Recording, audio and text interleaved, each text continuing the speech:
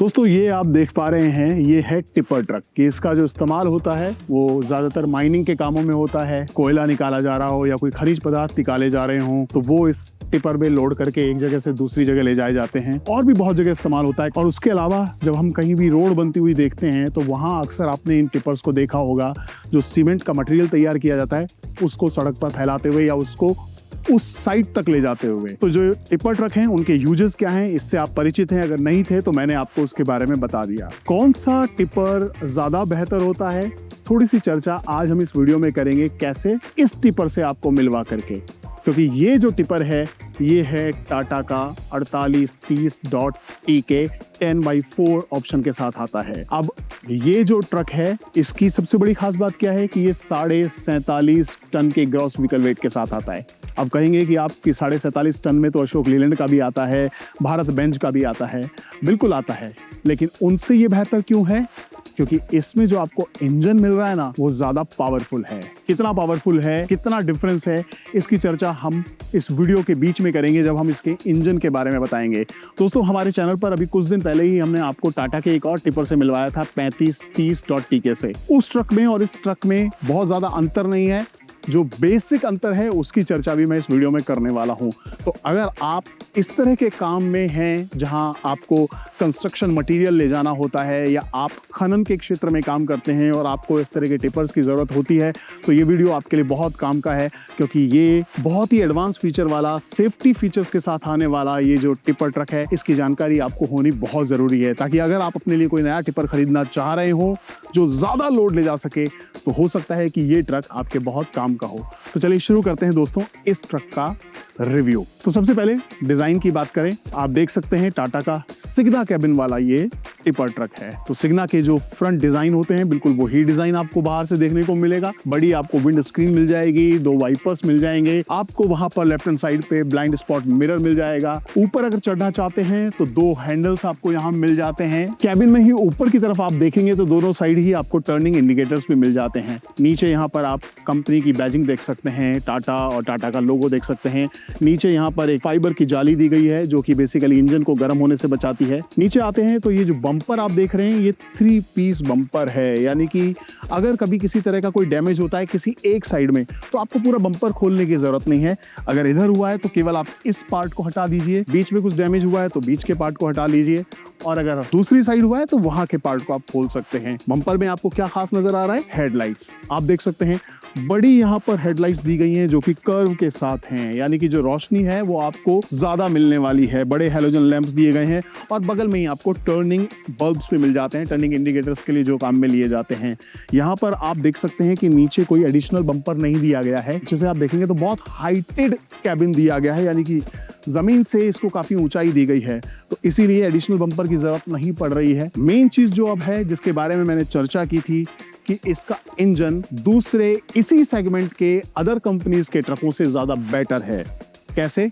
चलिए आपको दिखाता कि आपको मिलवाता हूं। आइए दोस्तों, अब इसके इंजन की हम बात करें तो इस 4830.TK का जो इंजन दिया गया है ऑलमोस्ट बिल्कुल वैसा ही इंजन है जो आपको हमने पिछले टिपर से मिलवाया था 3530.TK से। वैसा कैसा इंजन है? कमिंस का 6.7 लीटर का ये इंजन है जो कि 6 सिलेंडर के साथ आता है। खास चीज क्या है? इसकी जो पावर है ना वो आपको बाकी के इस सेगमेंट के ट्रकों से ज्यादा मिलती है। ये 300 HP की पावर के साथ इंजन आता है। दूसरी कंपनी के जो इसी सेगमेंट के ट्रक हैं उसमें आपको या तो 250 HP का मिलता है या 281 HP तक का मिलता है, लेकिन इसमें आपको मिल रहा है 300 HP का इंजन, यानी कि और ज्यादा हैवी लोड को ले जाने की क्षमता इसमें है। इस कैपेसिटी का इंजन होने की वजह से खास चीज क्या हो जाती है कि इन ट्रकों का इस्तेमाल जिन सड़कों पर होता है वो जनरली बहुत उबड़ खाबड़ सड़कें होती हैं, पहाड़ी इलाके होते हैं, तो वहां पर ट्रक जब चढ़ रहा होता है या उतर रहा होता है तो किसी भी तरह की कोई रुकावट ना आए, इंजन को इतनी पावर मिल जाए कि ट्रक जो है वो बिना कहीं रुके, बिना कहीं फंसे आराम से निकल जाए। इसलिए इतनी पावर जो इसमें दी गई है वो इसको स्मूथ ऑपरेट करने के लिए आसान बना देती है। तो इसमें सबसे बड़ा डिफरेंस जिसकी बात मैंने की थी वो ये कि 300 HP का आपको ये इंजन मिल रहा है। अगर हम टॉर्क की बात करें तो 1100 न्यूटन मीटर का टॉर्क आपको इसमें मिल जाता है और पेलोड कैपेसिटी भी इसमें आपको ज्यादा मिल जाती है। करीब 34 टन की पेलोड कैपेसिटी आपको इसमें मिल रही है, यानी कि इतना हैवी लोड ये ट्रक ले जा सकता है। आप डेक बॉडी देख सकते हैं कितनी बड़ी दी गई है। ये जो बॉक्स पीछे बनाया गया है ये ज्यादा सामान को ले जाने की क्षमता रखता है। अब जब इतना हैवी लोड लेकर के जा रहा है तो फिर उस लोड को कैरी करने के लिए जरूरी होता है कि एक्सल भी गाड़ी के बहुत मजबूत होने चाहिए। तो इस गाड़ी में जो आपको फ्रंट एक्सल मिल रहा है वो फोर्स्ड आई बीम रिवर्स एलियट टाइप का मिलता है, लेकिन जो रिवर्स एक्सल है वो एडवांस्ड फीचर के साथ है। Single reduction, high point gears और फ्लोटिंग सिस्टम दिया गया है। यानी कि पहली चीज, सिंगल रिडक्शन हो जाने से ये फायदा हो जाता है कि थोड़ा सा ये शॉक ऑब्जॉर्बिंग हो जाता है। यानी कि जब उबड़ खाबड़ रास्तों से पीछे की बॉडी निकलती है तो किसी भी तरह का झटका नहीं आता है। और दूसरी चीज, जो सस्पेंशन दिया गया है वो भी काफी अच्छा दिया गया है। फ्रंट में तो आपको पैराबोलिक मल्टी लीफ सस्पेंशन मिलेगा, आप देख सकते हैं यहाँ पर, लेकिन जो रियर सस्पेंशन दिया गया है इसमें वो बोगी टाइप का सस्पेंशन दिया गया है। बोगी टाइप हो जाने से क्या होता है, सस्पेंशन के टूटने का जो खतरा होता है ना, जब आप हैवी लोड ले जाते हैं तो जो लीव्स होती हैं उनके क्रैक होने का डर होता है। लेकिन बोगी सस्पेंशन आ जाने से, चूंकि उनकी शेप बिल्कुल अलग तरीके से होती है, तो टूटने का खतरा कम हो जाता है। यानी कि सेफ्टी भी आपको मिल जाती है और आप आराम से हैवी लोड को किसी भी तरह की सड़क से ले जा सकते हैं। अब बात कर लेते हैं टायर की। टायर आप देख सकते हैं, आगे आपको 4 टायर मिल रहे हैं और आपके बॉक्स के नीचे जो टायर दिए गए हैं वो 12 टायर हैं। एक एडिशनल टायर आपको मिल रहा है। टायर के साइज पे भी बड़ा खास ध्यान रखा गया है। अमूमन जो इस तरह के ट्रक आते हैं उनमें जो टायर साइज होता है वो 295 R20 का होता है, लेकिन इसमें जो दिया गया है वो 11 R20 का ट्यूबलेस टायर्स दिए गए हैं। और आप इनके टायर का जो डिजाइन देखेंगे, इसकी जो ग्रिपिंग देखेंगे, वो भी इस तरह की है कि किसी भी तरह के ऐसे रास्तों से जब गुजरता है जहाँ पथरीला रास्ता होता है, कुछ होता है, तो ये वहां पर ना तो फंसता है और ना ही वहां पर फिसलता है। तो यानी कि टायर के साइज को और डिजाइन को भी कंपनी ने ध्यान रखा है कि ऐसा हो कि इस तरह के रास्ते पर जब गाड़ी चले तो किसी भी तरह की तकलीफ ड्राइवर को ना आए, वो आसानी से अपना सामान ले जा सके। अब हम बात कर लेते हैं इस गाड़ी के डायमेंशंस की। सबसे पहले अगर हम इसकी लेंथ की बात करें, लंबाई की बाट करें, तो इसकी जो ओवरऑल लंबाई दी गई है ना वो 9742 mm की दी गई है। और चौड़ाई और ऊंचाई की हम बात करें तो 3067 mm की आपको चौड़ाई भी मिल जाती है और ऊंचाई भी 3067 mm की मिल जाती है। अब बात आ जाती है इसके व्हील बेस की। इसमें जो आपको व्हील बेस मिल रहा है वो 6800 mm का व्हील बेस मिल रहा है, जो कि इस लंबाई वाले ट्रक के लिए काफी बेहतरीन व्हील बेस है। तो चलिए दोस्तों, ये बात हो गई इसके मेन फीचर्स की और इसमें दिए गए पावर के साथ आने वाले इंजन की। दोस्तों, हमने बाकी सारे फीचर्स की तो बात कर ही ली है, लंबाई चौड़ाई आपको बता दी है, इंजन क्या खास है, एक्सेल, सस्पेंशन सब आपको बता दिया है। अब हम बात कर लेते हैं इसके फ्यूल टैंक की कैपेसिटी की।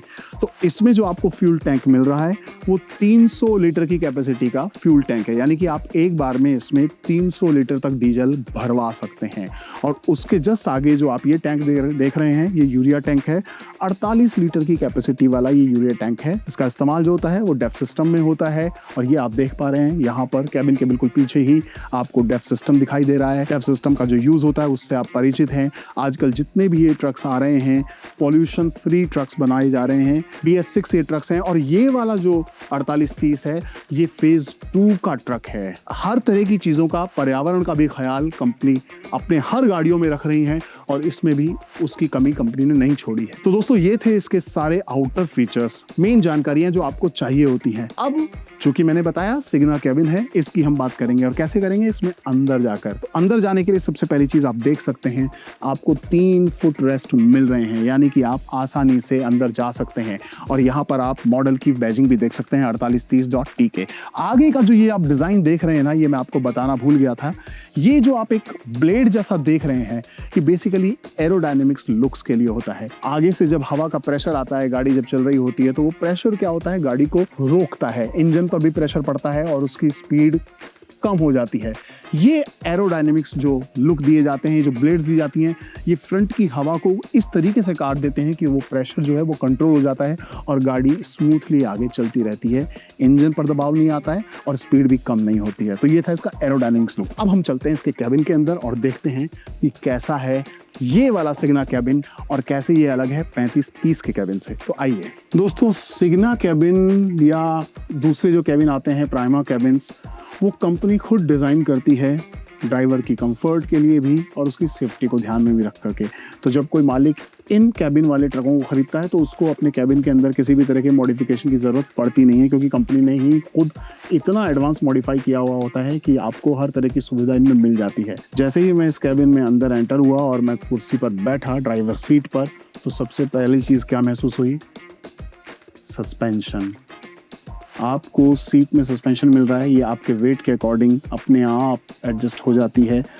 बाकी की जो इस सीट की एडजस्टमेंट्स हैं वो सब आपको इसमें मिल रही हैं। आप इसे आगे और पीछे कर सकते हैं, बैक को भी आप मूव कर सकते हैं अपनी कंफर्ट के हिसाब से। यहाँ राइट हैंड साइड पर आपको इसका लीवर मिलता है, और आप वजन के हिसाब से जब सेट करना चाहते हैं तो यहाँ नीचे भी आपको ये एक लीवर दिया गया है, इसको आप रोल करके अपने वजन के अकॉर्डिंग इस सीट को सेट कर सकते हैं। अब 35-30 में भी यही फीचर था, पर क्या फ़र्क पड़ा?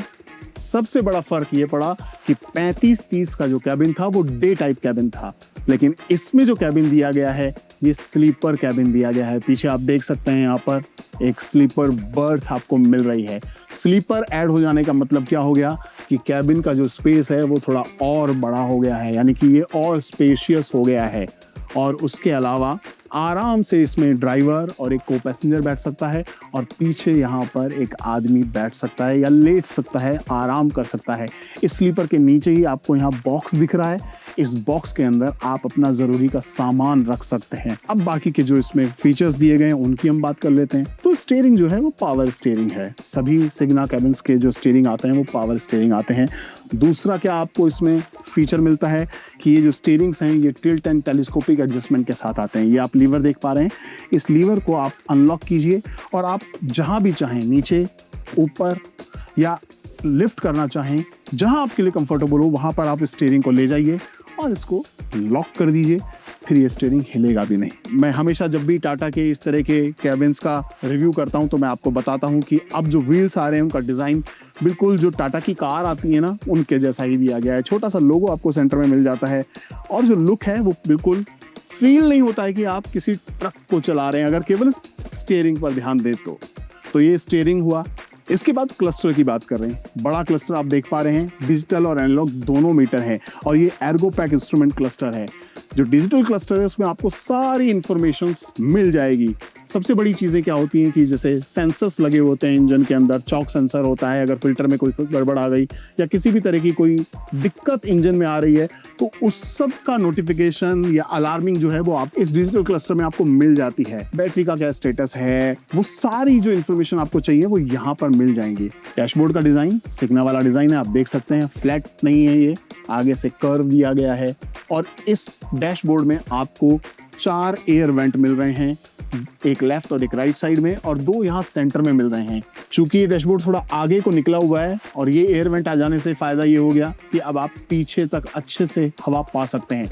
और ये जो कैबिन है ये एसी कैबिन है, तो किसी भी तरह की हवा या गर्मी का एहसास आपको इस कैबिन में नहीं होने वाला है, चाहे आप ड्राइवर सीट पे बैठे हो या आप पीछे लेटे हुए हों। इसके बाद अगर हम डैशबोर्ड पे ड्राइवर के लेफ्ट हैंड साइड पर देखेंगे तो यहाँ पर आपको बहुत सारे स्विच मिल रहे हैं जो कि सब में आते हैं। पार्किंग स्विच आपको मिल रहा है, रीजनरेशन वाला स्विच भी आपको मिल रहा है। ये 3 स्विच जो हैं ये 3 ड्राइविंग मोड्स हैं। अगर आप खाली गाड़ी ले जा रहे हैं, वजन कम है, तो आप लाइट मोड में गाड़ी चलाइए, अच्छी माइलेज मिलेगी। अगर सामान थोड़ा ज़्यादा है, मीडियम लोड अगर आपने भरा हुआ है तो मीडियम मोड को एक्टिव कर लीजिए। और अगर बहुत हैवी लोड ले जा रहे हैं और ऐसे रास्ते पर जा रहे हैं जहां ऊंचाई आने वाली है, ढलान आने वाली है, तो आप हैवी मोड को एक्टिव कीजिए। किसी भी तरह की माइलेज में कोई फ़र्क नहीं आएगा अगर आपने इन मोड्स का ध्यान रखा तो और इनका इस्तेमाल किया तो। उसके बाद एंटरटेनमेंट का पूरा व्यवस्था इस गाड़ी में आपको मिल रही है। यहीं पर आपको देखिए म्यूजिक सिस्टम मिल रहा है, आप आराम से गाने सुनते हुए जा सकते हैं। एफएम है, एसी के कंट्रोलर्स जो हैं वो यहाँ नीचे मिल रहे हैं आपको। फैन की स्पीड को आप कंट्रोल कर सकते हैं। आपको गर्मियों में ठंडा चाहिए तो आप ठंडे वाले उस पर ले जाइए, और जब सर्दियाँ आ जाती हैं तो हीटर की ज़रूरत है तो आप इसको हीटिंग मोड में भी ले जा सकते हैं। तो ये इसके खास डैशबोर्ड के फीचर्स हैं। आपको डैशबोर्ड में लेफ्ट हैंड साइड पर एक क्लब बॉक्स भी मिल रहा है जिसमें आप कुछ सामान रख सकते हैं, और सामान केवल आप इसी क्लब बॉक्स में नहीं रख सकते हैं। आप देखिए यहाँ पर कैबिन में बिल्कुल सेंटर में भी स्पेस दिया गया है जिसमें आप सामान रख सकते हैं। यहाँ पर भी बॉक्सेस दिए गए हैं, दोनों साइड में ये बॉक्सेस हैं जिनमें आप सामान रख सकते हैं और काफ़ी गहरे हैं, यानी कि अच्छा स्पेस है इन बॉक्सेस में, छोटे नहीं है। उसके अलावा ऊपर का जो ये डिज़ाइन दिया गया ना, इसमें ही आपको स्पीकर्स भी मिल रहे हैं, तो म्यूजिक भी जब आप चलाएंगे ना तो गाना जो है उसकी जो साउंड है वो पूरे कैबिन में आपको आराम से मिलेगी बिना किसी भी तरह के डिस्टर्बेंस के। अब जब गर्मी के समय में हम चलाते हैं, सनलाइट बहुत ज़्यादा होती है, शार्पनेस होती है, लाइट एकदम आंखों पे बढ़ रही होती है, तो जो विजन है वो गड़बड़ा सकता है। तो उसके लिए आप देख सकते हैं कि कितने चौड़े यहाँ पर सनवाइजर दिए गए हैं। और ये सनवाइजर केवल ड्राइवर के लिए नहीं है, को पैसेंजर के लिए भी यहाँ पर आपको सनवाइजर मिल रहा है। तो यानी कि किसी भी तरह की रोशनी की वजह से ड्राइविंग में आपको डिस्कम्फर्ट नहीं होने वाली है। आप सनलाइट को इससे कंट्रोल कर सकते हैं आपकी आंखों के हिसाब से। अब बात कर लेते हैं वेंटिलेशन की और बाकी रोशनी की। तो आप देख सकते हैं विंडो काफ़ी बड़ी दी गई है, साइड में एडिशनल विंडो दी गई है। स्लीपर जो बर्थ दी गई है उसके साइड में भी आपको 2 विंडोज मिल रही हैं, यानी कि जो सनलाइट है वो प्रॉपरली आपको इस कैबिन में मिलने वाली है। और यहाँ पीछे भी आप एक विंडो देख पा रहे हैं, ये स्लाइडिंग विंडो नहीं है, लेकिन आप इससे आप पीछे भी नजर रख सकते हैं। रोशनी भी आपको और मिलेगी इस विंडो के आ जाने से। रात के समय में आप चल रहे हैं तो कैबिन में लाइट कैसी होगी उसके लिए आप देख सकते हैं यहाँ पर ऊपर ही ये कैबिन लाइट दी गई है। और ये केवल ड्राइवर के ऊपर नहीं दी गई है, ये को पैसेंजर के ऊपर भी आपको मिल रही है। तो अभी दिन का समय है, इस लाइट की ज़रूरत नहीं है, तो आप इसे ऑफ कर सकते हैं। उसके बाद बाकी के सेफ्टी फीचर्स की अगर हम बात करें तो आप देख सकते हैं फायर एक्सटिंग्विशर है, ये बहुत कंपलसरी हो गया है। किसी भी तरह की आगजनी ना हो, ऐसी कोई दुर्घटना ना घटे, तो उसके लिए ये फायर एक्सटिंग्विशर अब हर गाड़ी में आपको देखने को मिल जाता है।